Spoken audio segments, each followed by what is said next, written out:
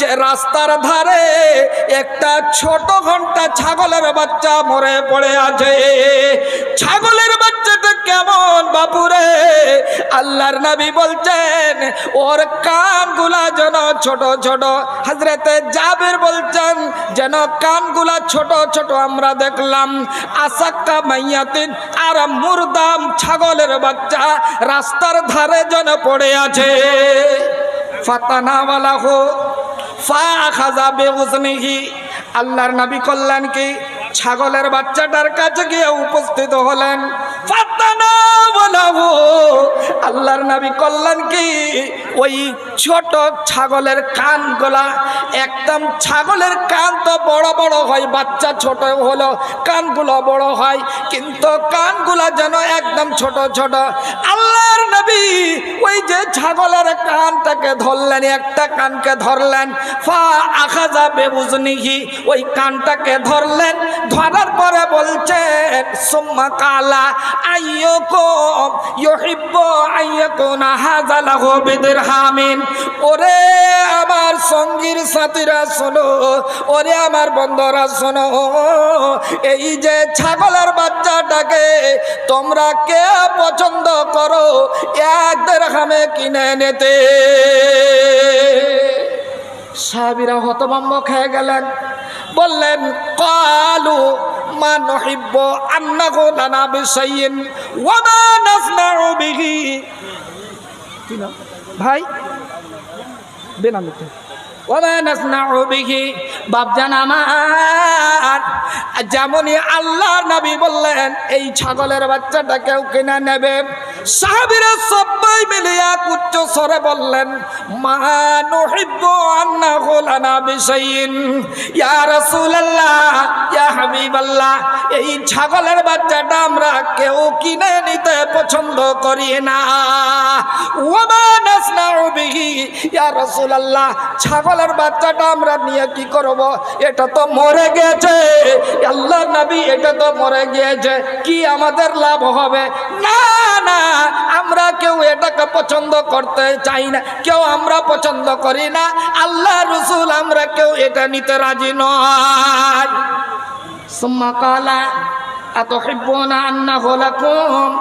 ওরে আমার সাহাবীরা শুনে না, তোমাদেরকে এই ছাগলের বাচ্চা কিনে নিতে হবে না।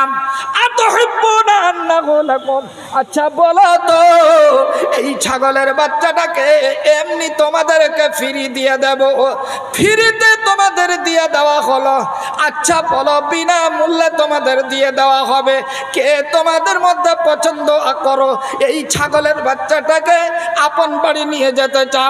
ভাইরে আমার, বন্ধুরে আমার, সাহাবীরা বললেন ইয়া রাসূলুল্লাহ ফা ওয়াল্লাহি, আল্লাহর নবী, সাহাবীরা বললেন ওয়াল্লাহি, আল্লাহর নবী গো আমরা যে এই ছাগলের বাচ্চাটাকে নিয়ে যাব, তো ইয়া রাসূলুল্লাহ এই ছাগলের বাচ্চাটা তো মরে গেছে, এখন বর্তমানে মুর্দা।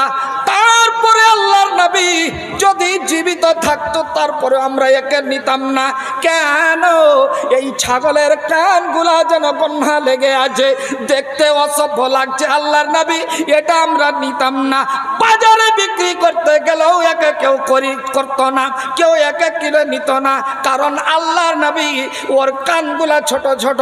কিন্তু ফাকাইফা হুয়া মাইয়াতুন, বর্তমানে তো এটা মুর্দা। আল্লাহর নবী বলুন তো এটা কে আমাদের এমন পাগল আছে একে নেবে? সাহাবীরা এই কথা যখন উত্তর করলেন আল্লাহ রসুলকে, আল্লাহ রসুল বলছেন ওরে আমার সাহাবীরা শোনো, ফাওয়াল্লাহি লাদুনিয়া আহওয়ানু আলাল্লাহি মিন হাযা আলাইকুম। ওরে আমার বন্ধুরা শোনো, ওরে আমার সাহাবা বর্গরা শোনো, এই যে পার্থিব জীবন, আল্লাহর কসম খেয়ে বলছি, ফাওয়াল্লাহি আল্লাহর কসম, এই যে দুনিয়াতে আমরা বসবাস করছি, তোমরা বসবাস করছো, এই যে দুনিয়াতে আমরা তোমরা সবাই মিলে চলাচল করছি, এই দুনিয়াটা আল্লাহর কাছে কত নিকৃষ্ট, কত জঘন্য, কত আল্লাহর কাছে মূল্যহীন। যেমন এই পচা ছাগলের বাচ্চাটা তোমাদের কাছে মূল্যহীন, একে তোমাদের কাছে বিক্রি করতে চাইলাম সামান্য 1 টাকায়, 1 দিরহামে, কেউ নিতে রাজি হলে না। তোমাদেরকে এমনিতে দিতে চাইলাম, কেউ তাকে নিতে রাজি হলে না। তাহলে চিন্তা করো কত নিকৃষ্ট তোমাদের কাছে এই ছাগলের বাচ্চাটা। বন্ধুরে, যেমন ছাগলের বাচ্চাটা তোমাদের কাছে নিকৃষ্ট, ইয়ার চাইতে বেশি নিকৃষ্ট এই পার্থিব জীবনটা, এই দুনিয়াটা আল্লাহর কাছে। এর 0% কোনো মূল্য আল্লাহর কাছে নাই। না রে তাকবীর বাপ। আর আজকে এই দুনিয়ার মায়াতে পড়ে, আল্লাহ রে আল্লাহ, এই দুনিয়ার মহব্বতে পড়ে আজ আমরা এমন হতভাগা মুসলমান হয়ে গেছি, আমাদের মধ্যে নামাজ নাই, আমাদের মধ্যে রোজা নাই, আমাদের মধ্যে দিনের কাজ নাই, আমাদের মধ্যে দান ধিয়াত নাই, আমাদের মধ্যে খালি মাল মাল, গাড়ি গাড়ি, বাড়ি বাড়ি, জমি জায়গা, কি করে বাড়ি হবে, কি করে কি হবে, এমন আমাদের মধ্যে মানে মানে আমরা এমন বেইনসাফি করতে আরম্ভ করে দিয়েছি। এখন অবধি আমরা দেখতে পাচ্ছি বর্তমানে হাজী সাহেব হজ করতে যাচ্ছে, হাজী সাহেব হজ করতে যাচ্ছে, বেটি কয়টা হিসাব করেছেন? বেটি 4টা, বেটা কয়টা? 2টা। আল্লাহ রে আল্লাহ, 30 বিঘা জমি, আর যতখানি জমি আছলো ওই রাস্তার ধারে, মানে 1 লাখ 2 লাখ টাকা শতক জায়গা, 20 বিঘা 25 বিঘা জমি সব রাস্তার ধারে, সবখানি চুপি চাপি 2টা বেটার নামে রেজিস্ট্রি করে দিয়েছে। আচ্ছা কহেন তো, ও যে এত বড় নিমক হারামি করলে, আর ও যাইছে হজ করতে, যে আল্লাহকে বলবে লাব্বাইক আল্লাহুম্মা লাব্বাইক, আচ্ছা ওর কপালে জুতা মারবে কি মারবে না আল্লাহ বলেন তো? হ্যাঁ, এত বড় বেঈমানি করে তুই, তোর নিজের মেয়ে উরুস থেকে তোর জন্ম নেওয়া নিজের মেয়ের তুই হক মেরে দিয়ে 2টা বেটাকে তুই দিয়ে চলে সেরাস বলে আল্লাহ লাব্বাইক আল্লাহুম্মা লাব্বাইক, আমি হাজির হয়েছি। আল্লাহ হ্যাঁ কোন জায়গায় আছে?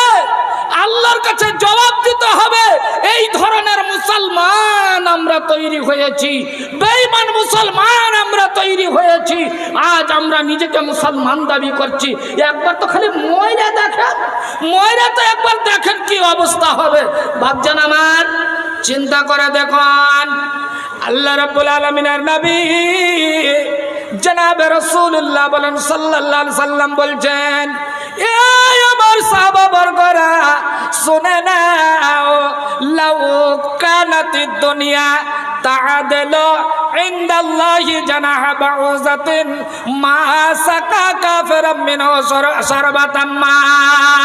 আল্লাহ রাব্বুল আলামিনের নবী বলছেন, ওরে আমার সাহাবা বর্গরা, শুধু এটাই নয়, এই দুনিয়াটা কত আল্লাহর কাছে মূল্য, কতটুকু আল্লাহর কাছে দাম এই দুনিয়াটার, যার মহব্বতে পড়ে আজ আমরা যেন বেঈমানি করে যাচ্ছি। আজ আমরা ছেলের জমিকে হরণ করে নিলাম, ভাইয়ের জমিকে হরণ করে নিলাম, পাড়া প্রতিবেশীর জমিকে হরণ করে নিয়ে নিজেই দংশন করে খাচ্ছি।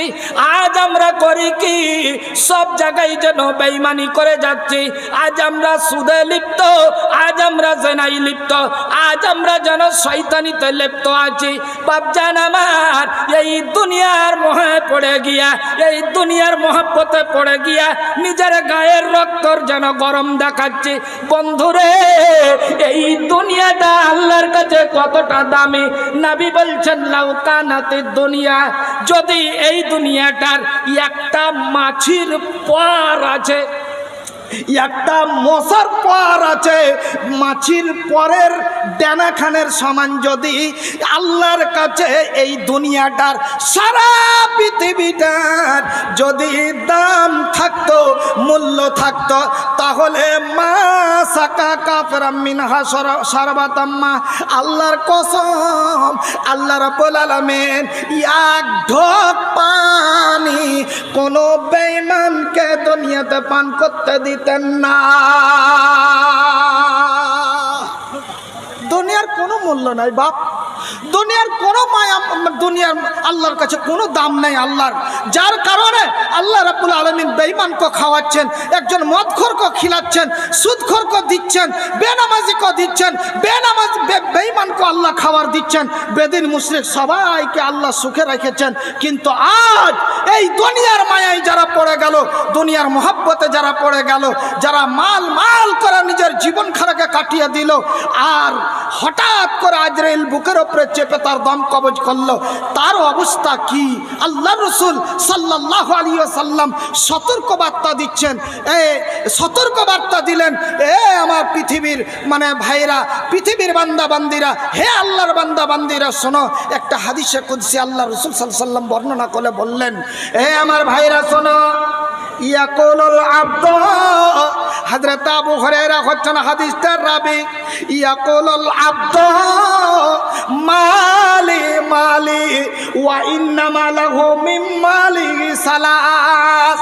আল্লাহ রাব্বুল আলামিনের নবী বলছেন, আল্লাহ নবীকে নবীর মুখ দিয়ে বলিয়ে নিলেন, আল্লাহ বলছেন, নবী হে নবী, আমার বান্দারা, আমার বান্দা বান্দিরা সব সময় বলে আমি ওকে জমি দিয়েছি, কিছু গাড়ি বাড়ি করে দিয়েছি, ধন সম্পদ তাকে দিয়েছি, সেই জন্য ও গরম দেখায়, ও অপরের সঙ্গে গরম দেখিয়ে কথা বলে, আর বলে ইয়াকুলুল আব্দ, বান্দারা আমার বলে মালি মালি, আমার বাড়ি আছে, আমার জমি আছে, আমার জায়গা আছে, আমার ধন সম্পদ আছে, ব্যাংক ব্যালেন্স আছে, গাড়ি বাড়ি সব তৈরি করেছি। এই যে কথা আমার বান্দা বান্দিরা বলে থাকে, আমার শব্দটা বলে, আল্লাহ রাসূল বলছেন খবরদার এই শব্দটা যেন তোমার মুখ দিয়ে যেন বের না হয়। কেন? আল্লাহ রাসূল বলছেন, শোনেন বাপু, মানুষের জীবনে হলো 3 প্রকারের মাল। কি? 3 প্রকারের মাল। আপনি যতই গাড়ি করেন, বাড়ি করেন, জমি করেন, জায়গা করেন, যা কিছু আপনি করেছেন, কিছুই আপনার নয়, সব আপনার পড়ে থেকে যাবে, শুধু আপনার 3 প্রকারের মাল। কি? আল্লাহর নবী বলছেন, মা আকালা ফাফনা, একটা মানুষ মায়ের পেট থেকে পড়ার পর আর কাফন পরা অবধি জীবনে যা খাবার খেলো, যা সে ভক্ষণ করলো, যা খাবার খেয়ে নিল, এটাই হলো তার ব্যক্তিগত মাল। এটার ওয়ারেসদার কেউ হবে না, না ছেলেরা হবে, না মেয়েরা হবে, না কেউ পাড়া প্রতিবেশী হবে, আত্মীয় স্বজন এগানা বেগানা হবে, কেউ আর অংশীদার হবে না। 1 নম্বর মাল। মনে করে রাখবেন কথাটা, খুব দামি হাদিস, খুঁজে পাবেন না আপনি। একটা দামি হাদিস আপনাকে বলে যাচ্ছে, শুনেন। ফের আবার আল্লাহ রাসূল বলছেন, মানুষ যে মাল মাল করে কেঁদে বেড়ায় আর হাঁপিয়ে বেড়ায়, আল্লাহ রাসূল সাল্লাল্লাহু আলাইহি ওয়াসাল্লাম বলছেন, মানুষ বুঝে না যে এইগুলো আমি অপরের জন্য কাজ করছি, নিজের জন্য করি না, সব অপরের জন্য কাজ করে যাচ্ছি। আমার জীবনে শুধু 3 প্রকারের মাল, এটা আপনি মাথায় রাখবেন। কি? একটা মানুষ জীবনে যা খাবার খেলো, এটাই ওর ব্যক্তিগত মাল। 2 নম্বর কথা, আল্লাহ রাসূল বলছেন, বন্ধুরে আউলা বিসাফা আবলা, একটা মানুষ মায়ের পেট থেকে পড়ার পর আর কাফন পরা অবধি যা জীবনে পোশাক পরিধান করলো, যা লেবাস পরিধান করলো, যা জামা কাপড় পরিধান করেছে, এটাই হলো তার নিজের ব্যক্তিগত মাল, এটার অংশীদার না ছেলেরা হবে না মেয়েরা হবে? তাহলে হবে কি হবে না? আপনাকে আমি একটু বোঝাই। একটা লোক যখন মারা যায়, কোন গার্জেন বাড়ির যখন মারা যায়, তখন ওর 4টা জামা আছে, এখানে লুঙ্গি আছে, 2টো গেঞ্জি আছে। বন্ধু বলুন তো, ওর ছেলেরা কি ওই জামাগুলা পরছে? ওই গেঞ্জির কি ভাগ নিয়েছে? ওই পোশাকের কি ভাগ নিয়েছে? অংশীদার হয়েছে? না না, কেউ আর পোশাকগুলা পরে না। তখন অবশেষে মা কি করে? ওই ফকির মিসকিনকে ওই সমস্ত মালগুলা দিয়ে দেয়। ভাইরা আমার, বন্ধুরে আমার, তাহলে জীবনে আপনার 2য় নম্বরের মাল হলো কোনটা? আউলা বেসাফা আবলা। জীবনে যা পোশাক বললেন বাপু, এটাই হলো আপনার ব্যক্তিগত মাল। 3য় নম্বরের মাল হলো কোনটা? আল্লাহর রাসূল বলছেন আউ আতাফা আকনা। এই যে দামি কথা আপনাকে ফের বলি, আমার বক্তব্যের দিকে চলে এসেছি। সবচাইতে দামি, আজ মানুষ পাগলের মতো পড়ে আছে, বসে আছে। মানুষকে আল্লাহ গাড়ি করতে দিয়েছে, বাড়ি করতে দিয়েছে, জমি করতে দিয়েছে, জায়গা করতে দিয়েছেন। আল্লাহর রহমতে সুখে শান্তিতে সব কিছু করে নিয়েছে। এখন থাকলো ওদের কিসের পালা? নামাজ পড়া আর দান ধ্যান করে কবরের জন্য পুঁজি তৈরি করা, আখিরাতের সঞ্চয় করা। কিন্তু আজ এখনো হতবাগা হয়ে আমরা বসে আছি। কারণ 50 বছর থেকে শয়তান আমার পিছনে লেগে আমাকে এমন পথভ্রষ্টতে ফেলে দিয়েছে, এখন চুল দাড়ি পেকে গেছে, অথচ নামাজি হতে পারি না। এখনো চুল দাড়ি পেকে গেছে, এখনো আমি দান ধ্যান করতে শিখতে পারিনি। বাপজান, আল্লাহ রসুল বলছেন মানুষের জীবনে 3 নম্বর মাল হলো কোনটা? আউ আতা ফাকনা।